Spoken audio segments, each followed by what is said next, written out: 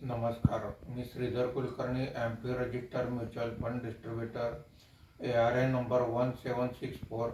आज आपल्याला भारतीय शेअर बाजारात काय घडामोडी घडल्या या संदर्भात थोडक्यात माहिती सांगणार आहे. आज आठवड्याच्या शेवटच्या कामकाजाच्या दिवशी सकाळी शेअर मार्केट सुरू झाल्यापासून तेजी होती. दिवसभर तेजी वाढतच होती. आज मार्केट बंद होताना सेन्सेक्स हा 965 पॉईंटने वाढून 78,151 वर बंद झालेला आहे.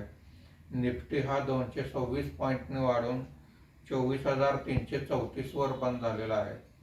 आजच्या कामकाजामध्ये BSE bank index 1.58%, BSE reality index 1.39% नी वर आहेत.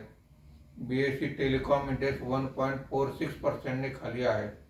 Nifty mid cap index 0.41%, Nifty small cap index 0.21% ने खाली आहे. आजच्या कामकाजामध्ये निफ्टीमध्ये वाढलेले मुख्य शेअर्स पुढील प्रमाणे: tech Mahindra 4.14%, Kotak bank 3.39%, Jio financial services 3.11% अशी वाढ आहे. आज निफ्टीमध्ये घसरलेले मुख्य शेअर्स पुढील प्रमाणे: हिंदाल्को 1.58%, डॉक्टर रेड्डीज लॅब 1.08%, विप्रो 0.98% अशी घसरण आहे. आज रिलायन्स इंडस्ट्री सहित काही कंपन्यांचे क्वार्टरली रिझल्ट आलेले आहेत. FIIने 376 कोटी रुपयांची विक्री केलेली आहे. देशी वित्तीय संस्थांनी 1018 कोटी रुपयांची खरेदी केलेली आहे. रुपयाच्या दरात 6 पैशाची मजबूती आलेली आहे. शनिवार आणि रविवार शेअर मार्केटला सुट्टी आहे.